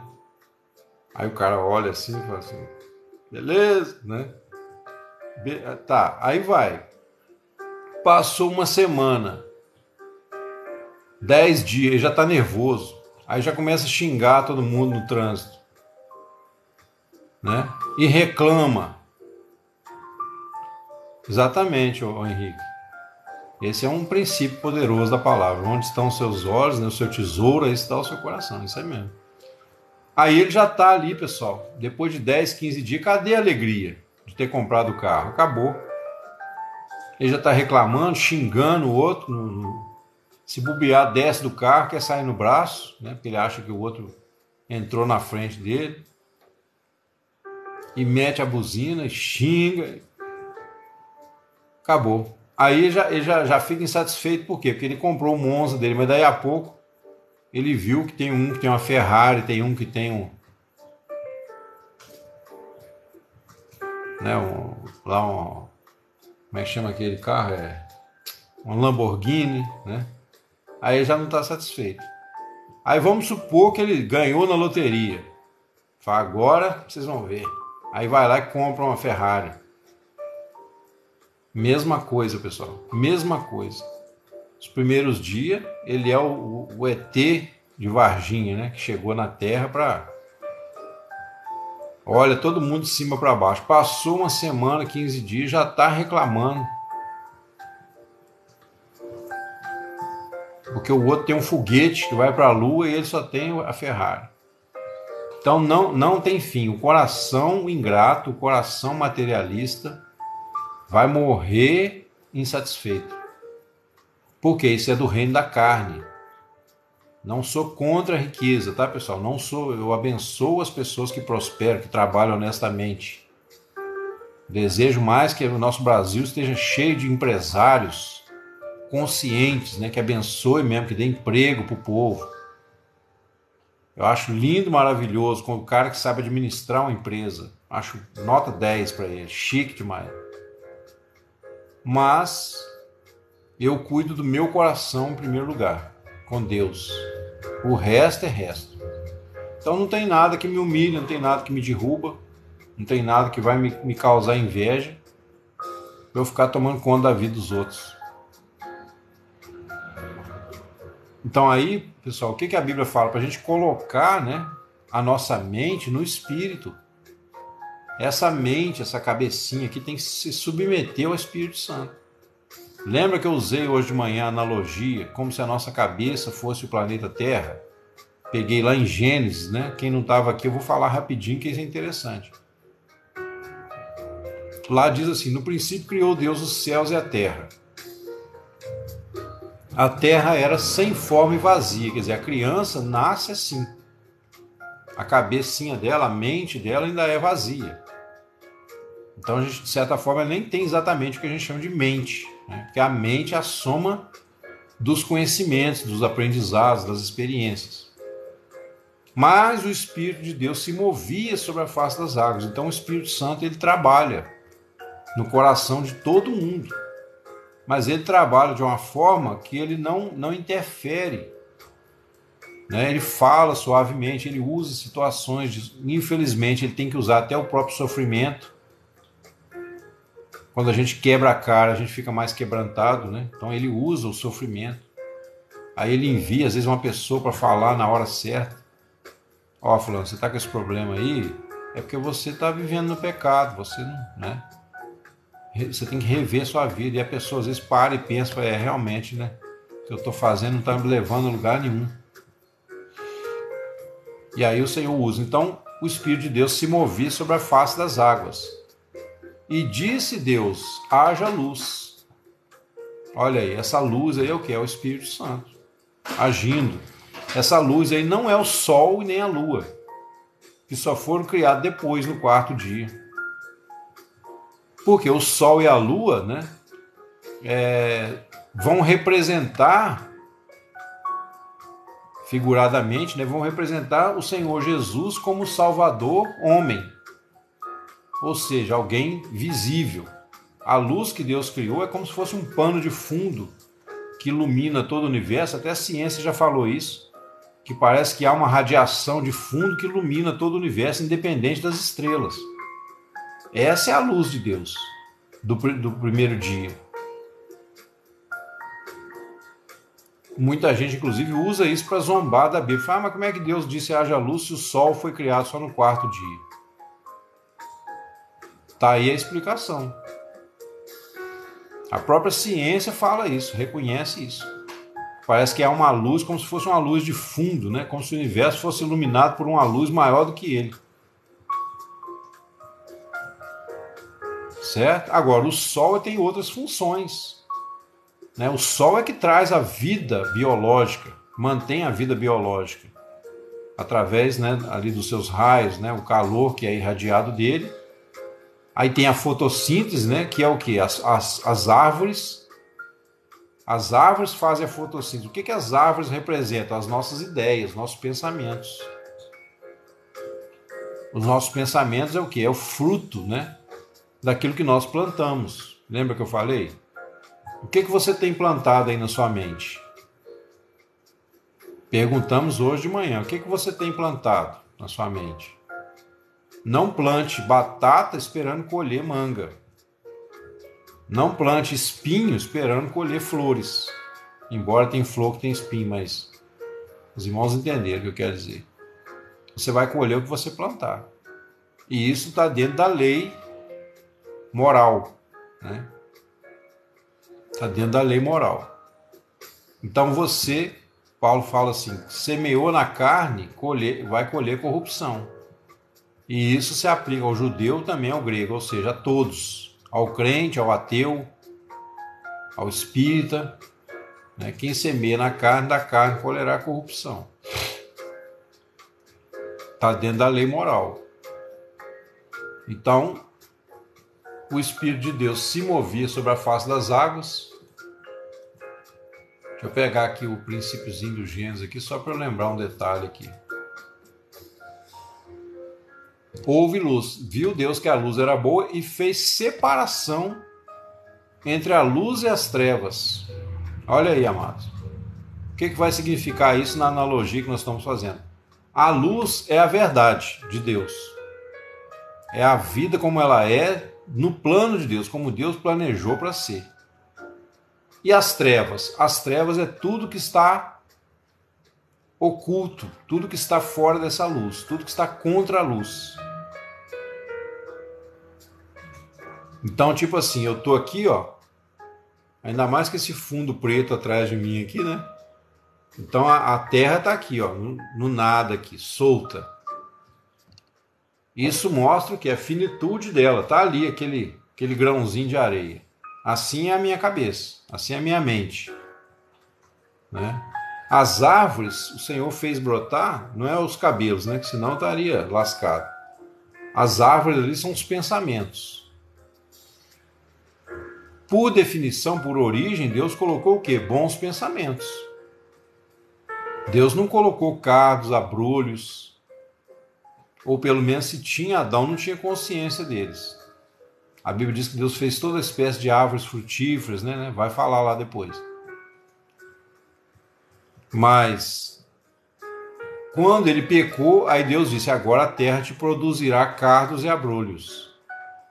Por quê? Porque aí representa os maus pensamentos, os pensamentos pecaminosos. Certo? Colhe-se porventura figos dos abrolhos ou uvas dos espinheiros? Olha aí a palavra. Maravilhosa a palavra de Deus. Então, amados, o Senhor chamou a luz dia e as trevas noite. O que Jesus falou? Quem anda de dia não tropeça, porque vê a luz deste mundo. Andar de dia não é literal, né? Andar de dia é o quê? É você andar na luz, você não tem motivo para se envergonhar. Você andar no que é certo. Mas as trevas é noite, né? Jesus falou, vem à noite quando ninguém pode trabalhar. Enquanto é dia, façamos a vontade daquele que me enviou. As trevas é noite. E aí foi o primeiro dia. Então a primeira separação, né? Como eu já disse, a primeiro contraste do universo é entre Deus e a matéria. São dois opostos. Deus é espírito, o universo é matéria. A matéria foi criada para fora da essência de Deus. Então a matéria não tem nada a ver com Deus.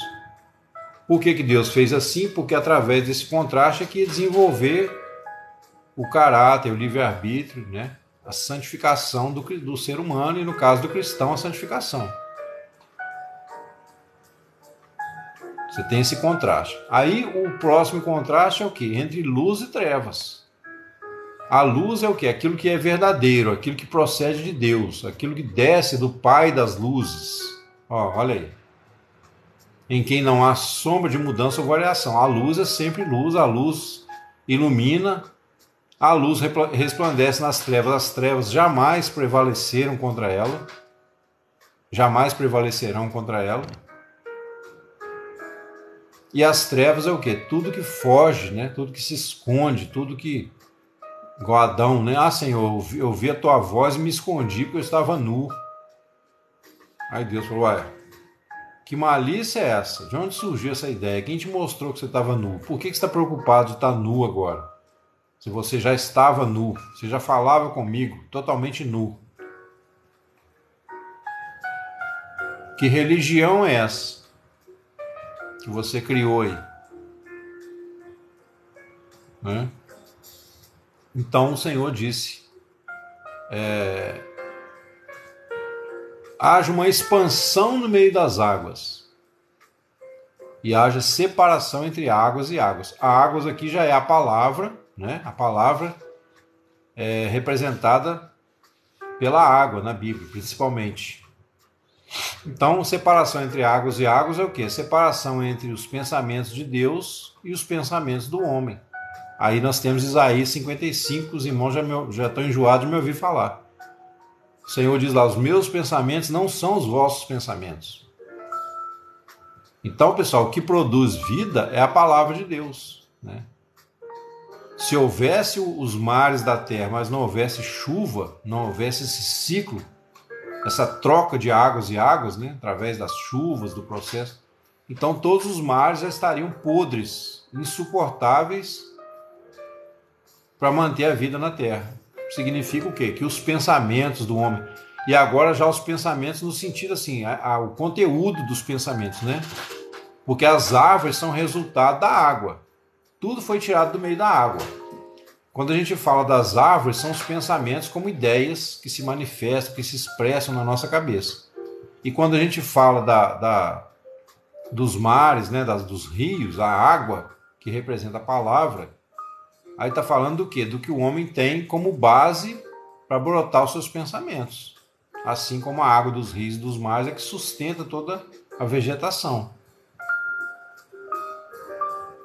É muito perfeito isso, pessoal. É muito perfeito. A Bíblia tem coisa que infelizmente, tem muitos pastores que não imaginam a riqueza que tem ali. Né? Porque não é que a gente quer ser maior. Estou falando de pastores que não têm interesse, né? Não são todos. Tem pastores que me dá de 100 a 0 de conhecimento. Estou falando assim, infelizmente tem alguns casos que a pessoa não sabe. Não tem nem noção. E aí fica aquele ministério cambeta, né? Fica aquele desespero para segurar os irmãos na igreja, porque se depender da espiritualidade dele, não paga nem o aluguel. Aí tem que forçar, tem que ameaçar os irmãos, né? Com a maldição lá de Malaquias. Ó, irmão, devorador. Aí os irmãos entram em desespero, né? Chega no dia de trazer o dízimo, parece que tem uma... Amém, obrigado, 10k. Quando chega na hora de dar o dízimo, parece que tem um escorpião dentro do bolso, né? E o cara dá aquela fisgada lá no rim, né? Para tirar o dinheiro e entregar na igreja. Mas por quê, pessoal? Às vezes não é nem que o cara é miserável, ele está fazendo uma coisa sem saber por que está fazendo. Se você não entende o princípio do dízimo, da oferta, aí aquele negócio, você não está desfrutando, você não vai desfrutar, porque você não tem o conhecimento, você não tem a sua mente transformada o suficiente para entender aquele propósito. Entendeu? Isso é muito profundo, né? E aí a gente poderia continuar aqui, né, fazendo essa analogia de Gênesis aqui, que vai encaixar tudo. Mas como não é esse, né, hoje o nosso foco aqui, depois a gente pode até fazer um estudo, tá, pessoal? Fazer essa analogia aí, ampliar a ideia, para a gente ganhar outros princípios ali. É muita coisa, né, que a gente tem vontade de falar, mas temos que ir com calma também, que não dá para digerir tudo de uma vez, é muita coisa, né? Mas enfim, esses dois estados mentais que nós falamos, né, e a gente acabou descrevendo um pouco o que está por trás disso, são duas espécies de ânimo, né? Dois tipos de ânimo que a gente tem para a vida. A questão do trabalho, quando você está efetivamente trabalhando, que pode gerar um cansaço físico, mental, e esse cansaço físico e mental, se a pessoa não tiver a mente equilibrada, ele vai ser mais por causa do desgaste do que propriamente do trabalho. O que vai cansar mais é a mente agitada, é a mente perturbada que não tem domínio dos seus próprios pensamentos. Cansa muito mais do que o trabalho em si. Então a pessoa bate o cartão às 7 horas da manhã, sai às 5 da tarde, ficou o dia inteiro ali ralando, né? Às vezes tem um horário de almoço, mas nesse horário de almoço tem que ou buscar um filho na escola, ou levar uma marmita para o marido em outro lugar, ou resolver um problema, ir ao banco, aquela lufa-lufa toda. Chega no final do dia, a pessoa está estourada. Mas às vezes está estourada nem foi pelo trabalho, foi por causa da mente perturbada, cheia de pensamentos agitados, né? Pensamentos que não trazem nada de positivo, muito pelo contrário, muitas vezes é um remoer, né? De um remorso, de uma raiva que passou, ou de um mal que cometeu contra alguém também, né? Aí bate aquela culpa, né? Uma falta de perdão, fica revivendo aquele troço e vai carregando aquele fardo, né? Desnecessário, vai carregando aquele peso desnecessário. O problema do perdão é esse, né? Se a gente não perdoa, a gente carrega um peso. É como se você estivesse carregando a outra pessoa que você não perdoa nas costas. E ela está sentada ali em cima da sua carcunda, ali, como diz o mineiro, rindo da sua cara. E às vezes a pessoa nem lembra mais que você existe e você está ali guardando aquela raiva, né? Aquela lembrança amarga. Então a gente tem que ser curado disso para o nosso próprio bem. O perdão é primeiro para o nosso próprio bem. E depois, obviamente, para liberar o outro, né? Quando você perdoa, você libera, como Estevão, né? Estevão perdoou Paulo. Paulo estava ali consentindo na morte. Se Estevão não libera perdão, a gente não tinha o apóstolo Paulo. É outra coisa que a gente pode conjecturar também, pensar. Ou seria muito mais difícil, talvez levaria mais tempo, né? Mas Estevão ali, de joelho, Senhor, não lhes impute esse pecado. E Saulo consentia na sua morte. Ele não apedrejou, mas ele estava ali segurando as capas daqueles que apedrejavam Estevão. Então é a mesma coisa que ele tivesse apedrejado também. Né? O cúmplice de um crime é tão criminoso quanto quem praticou. Se você vai assaltar o banco junto com alguém e o seu parceiro de assalto mata alguém, você é tão criminoso quanto ele, né? Isso aí a gente sabe. Porque você está ali, você está concordando, você está ajudando a pessoa. Então é assim que acontece. Então o que traz o cansaço é a mente desordenada, que muitas vezes não presta nem para o trabalho eficaz e não sabe ter o lazer, não sabe ter o descanso. Não sabe ter o descanso. Por quê? Porque na hora de descansar também é aquela agitação, sempre pensando um monte de coisa. Então a gente precisa, amados, entender esses princípios da palavra para a gente ser curado disso, né? A salvação, ela é pela graça, do início ao fim. Falo e vou bater nessa tecla aqui, né? A partir do momento que você tem convicção de que Deus te salvou, acabou, não tem mais negócio de Deus te abandonar. Não existe isso. A pessoa que abandona nunca foi talvez iluminado, mas nunca foi transformado, nunca foi habitado pelo Espírito Santo. Mas aí, a partir daí, o conhecimento da verdade é que vai fazer você traduzir, né? Você desfrutar da experiência. Porque, por exemplo, a criança, né, voltando ao exemplo da criança, quando ela nasce na família, vamos supor, você teve um filho hoje, nasceu a criança não tem consciência nem do pai nem da mãe. Segundo, né, a medicina fala, a criança nasce, toda criança não enxerga no primeiro dia. Ela nasce, né, a visão dela ainda não recebeu luz suficiente para a retina registrar o que está à volta dela. E mesmo que ela enxergasse alguma coisa, algum vulto, ela não sabe nada daquilo, né? Então, como que essa criança vai depois chegar a entender quem é uma mãe, quem é o papai, que são pessoas importantes na vida dela? À medida que ela vai crescendo e vai ganhando experiência, vai entendendo, é minha mãe, meu pai, né? É quem cuida de mim, quem me dá comidinha, quem troca minha roupa, quem me dá banho. E aí, à medida que ela toma consciência, ela vai passando a amar os pais efetivamente, né? Se tudo correr bem. Ou então vai se amargurar porque acha que os pais foram injustos com ela. Mas quer dizer, ela vai ter essa oportunidade de fazer essa escolha. Mas se é filho, aí vem a questão.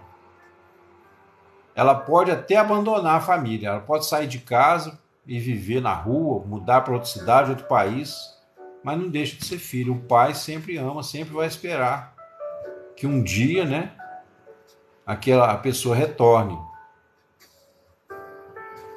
Nunca deixa de ser pai e de ser mãe, não tem como.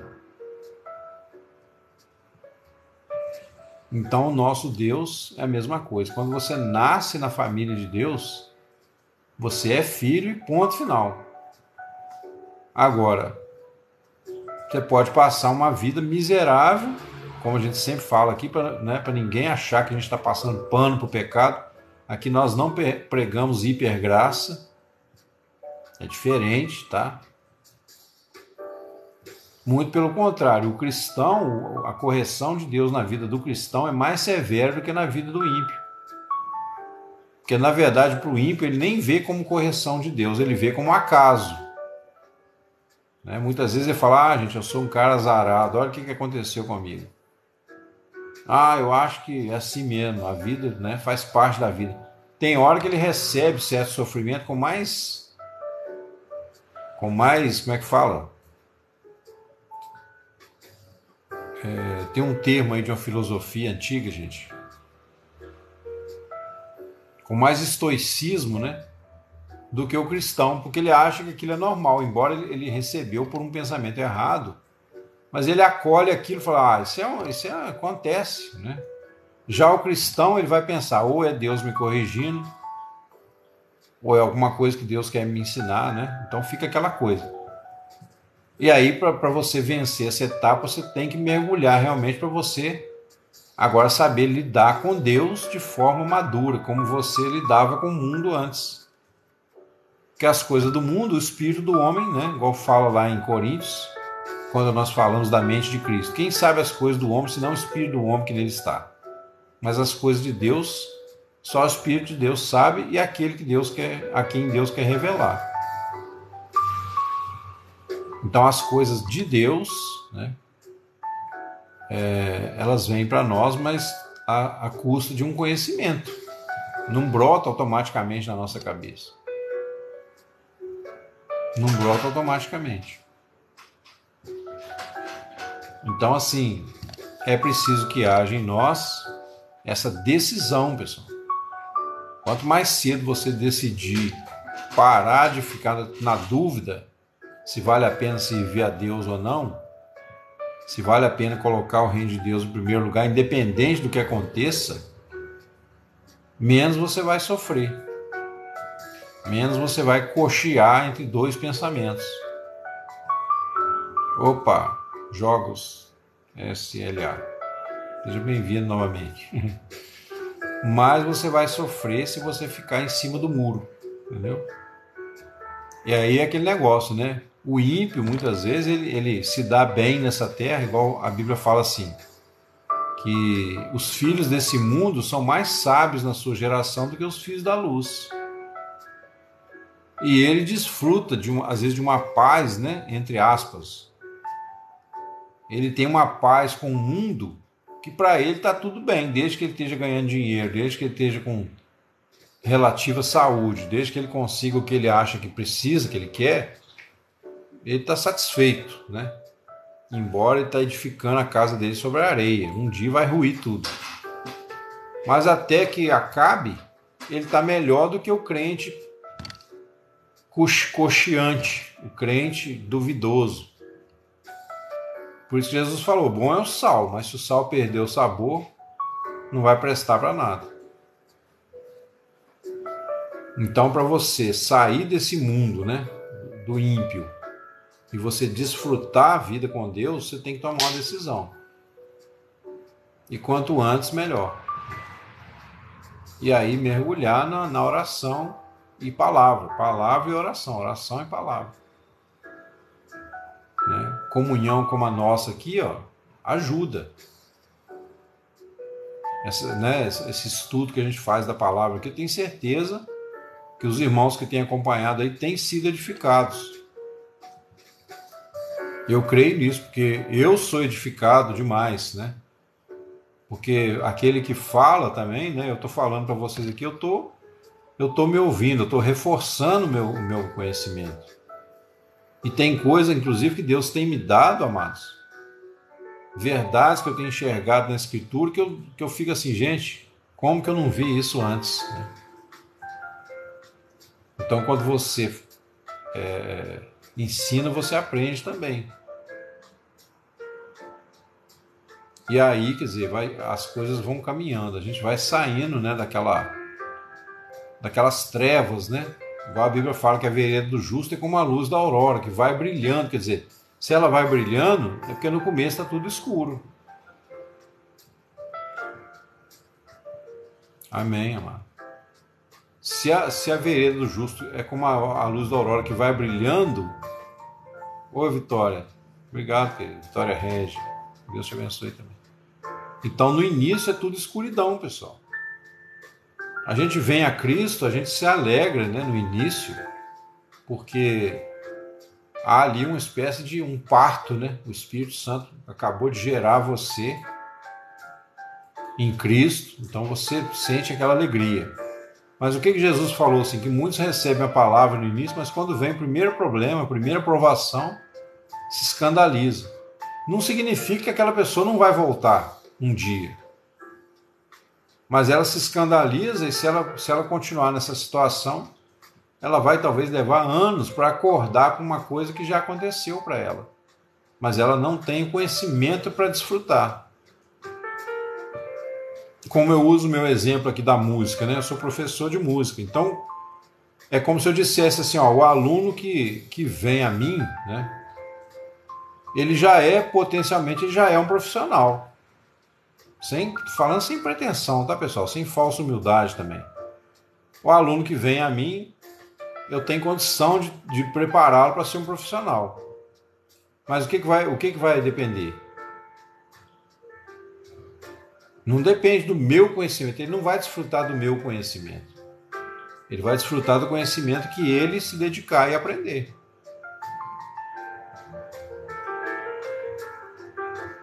Verdade, garimpeiro.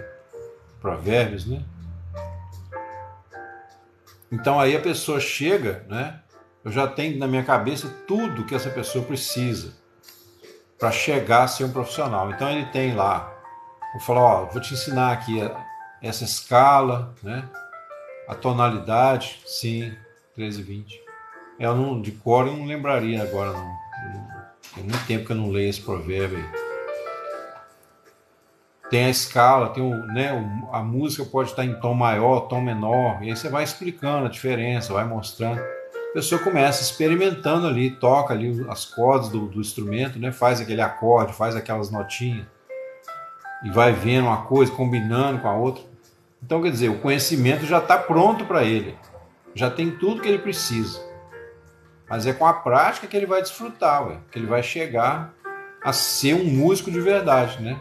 Nesse exemplo que a gente está dando aqui. Então a santificação, pessoal, é isso.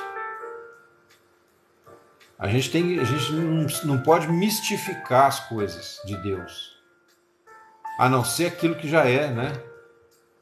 São sagradas, mas então não precisa acrescentar mais nenhum tipo de misticismo, é entender como funciona e praticar. E quando a gente fala de praticar, né, muitas pessoas pensam logo assim, o cara está me cobrando que eu tenho que fazer isso, fazer aquilo. Não. Você não vai dar o que você não tem, né? Você não vai fazer o que não está no seu coração. Então a primeira prática é conhecimento mesmo, é você buscar Deus em primeiro lugar, colocar o reino de Deus acima de tudo, né? Buscar em primeiro lugar o seu reino e a sua justiça, e todas as outras coisas vos serão acrescentadas. Então esses dois obstáculos que eu falei, né? A questão do trabalho que traz cansaço e a distração, ou seja, os momentos que a gente entende como não estando trabalhando, mas que a gente às vezes usa de forma errada, que eu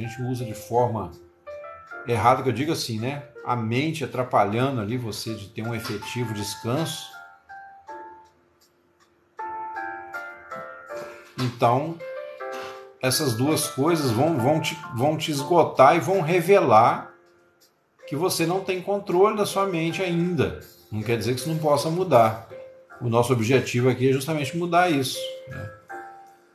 Se você não tem controle dos seus pensamentos, o Espírito Santo vai fazer o quê? O Espírito se movia sobre a face das águas. E aí o Espírito é que vai dando forma, é que vai colocando as coisas nos seus lugares. Não é a própria Terra que desenvolveu como na teoria aí da evolução. A teoria da evolução vai justamente, pessoal, olha como é que o diabo é sujo, né? Olha como é que esse mundo é oposto a Deus. A teoria da evolução vai jogar uma água fria nisso tudo.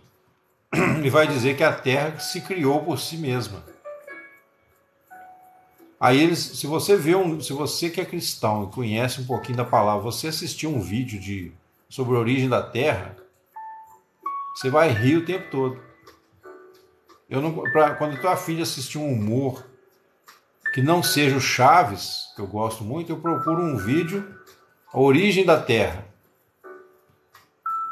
Aí você vai ver, ela fala assim, há não sei quantos milhões de anos, não se sabe como uma sopa, como é que é? De plasma, né? Estava lá, e de repente, não se sabe como, surgiu uma ameba, aí não se sabe como, então isso não é ciência, que diabo é isso? Com tudo, né?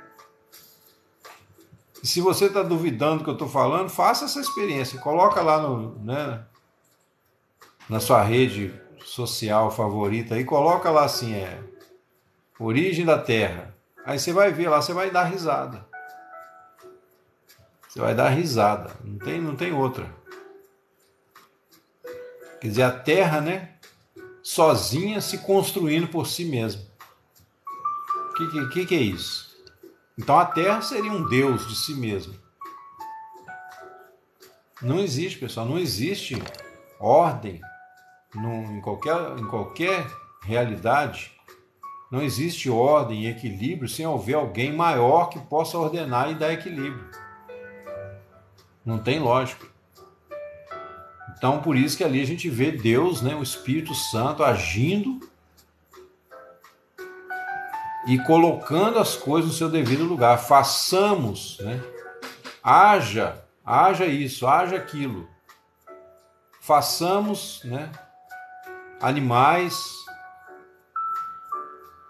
terrestres que deem, né, a sua cria, lá, a sua coisa segundo a sua espécie. Haja árvores frutíferas que deem fruto conforme a sua espécie. E assim foi. Alguém de fora da terra, colocando ordem na terra, criando, transformando, né, a própria substância inicial, que a Bíblia diz que os mundos foram tirados do meio da água. Esse é um mistério misterioso, né, que a gente nunca vai entender 100%. Então a própria terra foi tirada do meio da água. Mas foi tirada como? Não é a água que criou a terra. Deus fez a base, né, a água como base essencial. E aí do meio da água Deus fez a terra seca. Faça-se a porção seca, né? Isso está lá no versículo 9. Ajuntem-se as águas debaixo do céu e apareça a porção seca.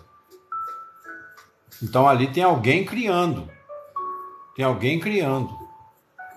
Não surgiu por acaso e nem auto surgiu. Não existe isso.